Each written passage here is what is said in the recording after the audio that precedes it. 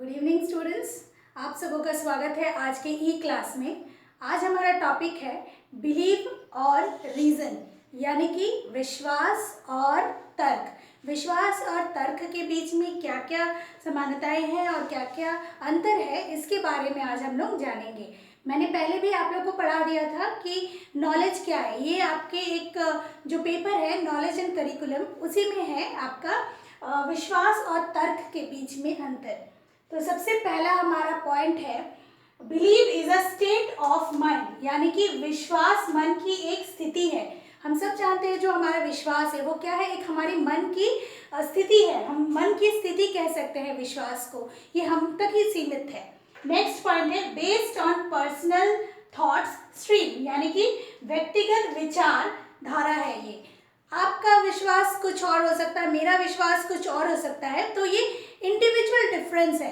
किसी और का पर्सनल टू पर्सनल ये वैरी करता है विश्वास। मान लेते हैं फॉर एग्जांपल कि हिंदुओं का विश्वास है कि वो भगवान में विश्वास करते हैं, वहीं अगर हम देखें तो मुस्लिम अल्लाह पे विश्वास करते हैं। तो ये पर्सनल टू पर्सनल वैरी करता है।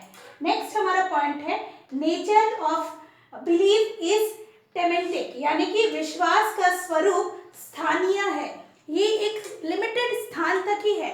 यहाँ पे अगर है, मान लीजिए कि हमारा यहाँ भारत का जो विश्वास है, अगर कोई भारतीय है जो हिंदू है, यहाँ पे उसकी विश्वास किसी और चीज़ पे है, वही अगर वो वहाँ अमेरिका जाएगा या बाहर कंट्रीज जाएगा तो वहाँ का चीज़ों पे रीजनल ये पे विश्वास करने लगेगा। तो ये क्या है, ये एक स्थानीय माइंड सेटअप है। नेक्स्ट है area of believe is limited, विश्वास का क्षेत्र सीमित होता है। विश्वास का जो क्षेत्र होता है वो बहुत ही सीमित होता है, वो एक एरिया तक ही सीमित रहता है, या फिर कहे तो पर्सन टू पर्सन ही सीमित रहता है। नेक्स्ट हमारा है कि believe is related to a variety of fantasies, यानी कि विश्वास का संबंध विभिन्न प्रकार की कल्पनाओं से होता है। हमारे मन में बहुत सारी कल्पनाएं आती हैं। ये क्या है, एक काल्पनिक थॉट है कि हम इस पे क्यों विश्वास कर रहे हैं, इस पे हम लोग ज़्यादा फोकस नहीं करते हैं। तो ये क्या है, काल्पनिक है, काल्पनिक फैंटास्टिक है, ये फैंटेसी है जिसपे हम लोग बिलीव करते हैं, जिसको हम लोग मानते हैं। वहीं अगर हम लोग देखें, तर्क को देखेंगे तो पाएंगे कि reason is considered source of knowledge, तर्क को ज्ञान का स्रोत माना गया है। तर्क क्या है, ज्ञान का एक स्रोत है जिससे हम ज्ञान को अर्जित करते हैं। और ज्ञान क्या है, जो सच्चाई है। सच्चाई को हम जब जानने लगते हैं उसके लिए हम लोग तर्क करते हैं, तो वो क्या होता है, वो रीजन होता है। किसी सच्चाई तक पहुंचने के लिए जो तर्क हम लोग करते हैं वो हमारा रीजन है। यानी कि मान लेते हैं कि ग्रेविटेशनल फोर्स को जब माना गया था, उससे पहले बहुत सारे तर्क आए थे कि न्यूटन जो थे वो पेड़ के नीचे लेटे हुए थे, सडनली एक एप्पल आके गिर गया उनके ऊपर, और वो सोचने लगे, वो उस पर तर्क करने लगे, उन पर रीजनिंग करने लगे कि ये क्यों गिरा, ये नीचे आया, ऊपर भी तो जा सकता था। जब उसने तर्क किया तो उसकी नॉलेज फिर बढ़ी और तब उसने पाया, उसकी सच्चाई की खोज की। ये जो है सच्चाई तक पहुंचने का एक जरिया है, स्रोत है। तो कह सकते हैं कि तर्क को ज्ञान का स्रोत माना जाता है। नेक्स्ट हमारा पॉइंट है reason is related to personal thoughts of feelings, मतलब तर्क व्यक्तिगत विचार या भावनाओं से संबंधित है। जैसे कि बिलीव है, हमारा जो विश्वास है, विश्वास भी पर्सन टू पर्सन वैरी करता है, उसी तरह हम कह सकते हैं तर्क जो है वो पर्सन टू पर्सन वैरी करता है। मैं किसी एक ही टॉपिक को लेके मैं कुछ बोलूँगी, मेरा कुछ और तर्क रहेगा, और सेम टॉपिक को लेके आपका भी कुछ और तर्क लॉजिक हो सकता है। तो कह सकते हैं कि ये person to person reason vary करता है।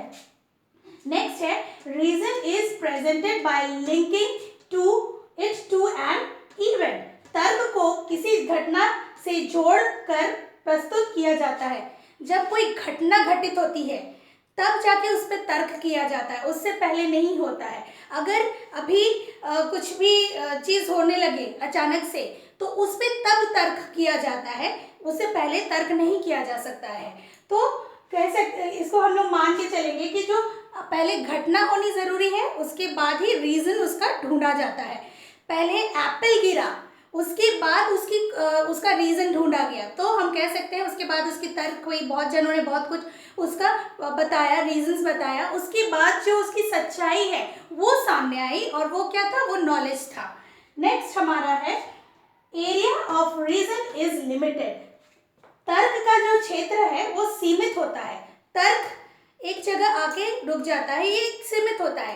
तर्क बहुत कंटिन्यूस होता है जब तक उसका नॉलेज नहीं मिल जाता। फिर उसके बाद वो थोड़ा विस्तार तब होता है जब उसके ऊपर और एक घटना हो जाती है, तो उसको कंटिन्यूटी के लिए, वो उसको फिर से जोड़ने के लिए उसके ऊपर फिर से तर्क किया जाता है। तो उसका एक लिमिटेड एरिया होता है, और उसके बाद अगर उस पर कुछ घटना और हो जाती है तो उसको फिर से कंटिन्यू किया जाता है। नेक्स्ट हमारा है reason is called the path of knowledge, यानी कि तर्क को ज्ञान की खोज का मार्ग कहा गया है। यानी कि जो तर्क है वो क्या है, ज्ञान की खोज करता है, हमारे नॉलेज की खोज करता है। वो बताता है कि क्या हकीकत है, क्या सही है, क्या गलत है। तो वो सही नॉलेज तक पहुंचने के लिए ये जो तर्क है ये बहुत काम आता है। तो आज हम लोगों ने जाना कि बिलीव और रीजन का क्या क्या गुण है और क्या क्या उनकी लिमिटेशंस है, वो क्या होते हैं। तो विश्वास और तर्क से ही, तर्क जो है वो विश्वास तक पहुंचने का एक जरिया है, नॉलेज तक पहुंचने का एक जरिया है। धन्यवाद।